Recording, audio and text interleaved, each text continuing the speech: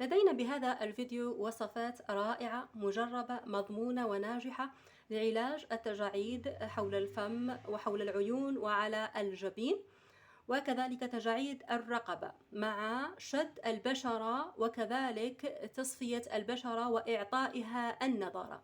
بالنسبة للنضارة نلاحظ النتيجة من أول استعمال. بالنسبة لعلاج وشد بشرة الوجه نلاحظ النتائج من أول أسبوع حسب درجة التجاعيد إذا كانت خفيفة، وإذا كانت التجاعيد واضحة من أسبوعين لاستخدامنا المنتظم لهذه الوصفات.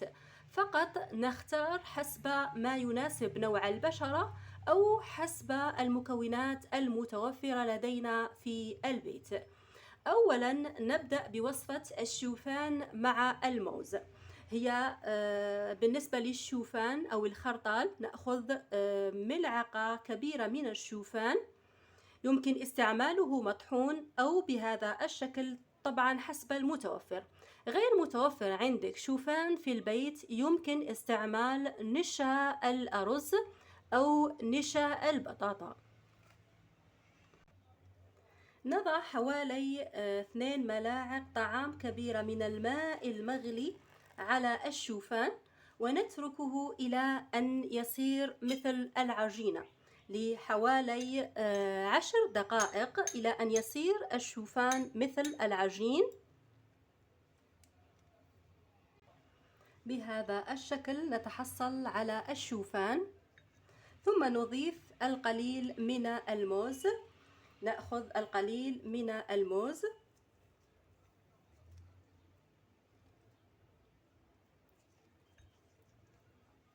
ونخلط المكونات مع بعضها البعض جيدا،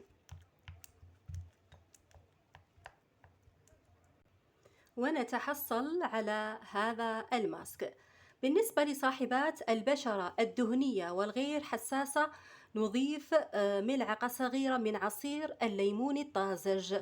وبالنسبة لصاحبات البشرة الجافة جدا والتي تتقشر بسرعة أنصح بإضافة ملعقة صغيرة من زيت السمسم يكون أفضل، أو زيت الأرغان أو زيت جوز الهند. غير متوفرة هذه الأنواع من الزيوت يمكننا إضافة زيت الزيتون. في حالة استخدام زيت الزيتون هذه الوصفة نستخدمها في الليل.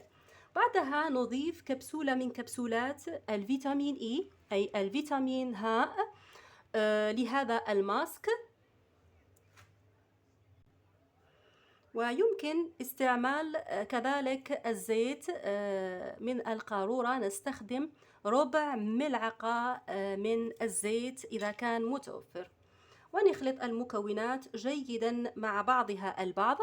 وطريقة الاستخدام: أولا يجب عمل تقشير للبشرة مرة كل أسبوع إذا كنا لم نقشر البشرة، ونوزع هذا وبعدها نقوم بشطف البشرة ثم نجففها ونوزع هذا الماسك بداية دائما بالرقبة. يجب علينا ألا ننساها خاصة إذا كانت بها تجاعيد، ونقوم بتوزيع هذا الماسك على كامل بشرة الوجه حول العيون وعلى الجبين وكذلك منطقة الهالات. وإن كانت الجفون مترهلة كذلك أنصح بوضعها على الجفون. والاسترخاء يفضل الاسترخاء حتى تنجح معنا الوصفات وعدم التفكير في أي أمور أخرى. وبعدها نقوم بترك هذا الماسك يفضل نصف ساعة، وبعدها نقوم بغسله بالغسول المناسب. بالنسبة للبشرة إذا كانت بها حب الشباب وآثار حب الشباب، بالقناة موجود عندي غسول خاص بالبشرة التي بها حب الشباب وآثاره، ويوجد كذلك غسول للبشرة ولكل أنواع البشرة. نشطف البشرة وبعدها نقوم بترطيبها بالمرطب المناسب، أو حتى وإن كان زيت الفيتامين إي يمكن ترطيب البشرة به. نقوم بمزجه مع قطرات من زيت اللوز الحلو ونرطب البشرة. نستخدم هذا الماسك إذا كنت مستعجلة على ظهور النتائج، يمكن استعماله صباحا وليلا قبل النوم بشكل يومي. آمن الاستخدام للحوامل والمرضعات والبنات كذلك من عمر 10 سنوات فما فوق، يمكن استعماله وبكل أمان. صلاحيته تدوم لمدة أسبوع كامل في الثلاجة، وبعدها إن اضطررنا لتجديد الوصفة يمكن تجديدها.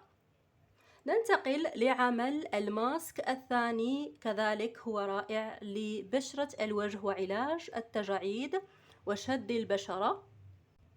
نحتاج للألوفيرا، يمكن استعمالها جاهزة من عند الصيدلية، أو نستعمل ألوفيرا من النبتة الطبيعية. نأخذ 2 ملاعق صغيرة من الألوفيرا،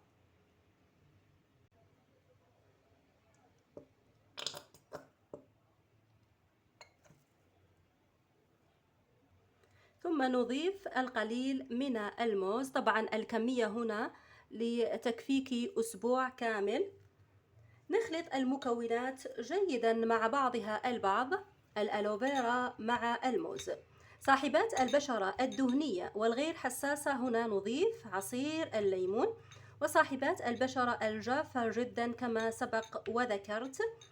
بالنسبة للزيوت المفيدة لصاحبات البشرة الجافة جدا، نخلط المكونات ثم نضيف كبسولة من كبسولات الفيتامين إي.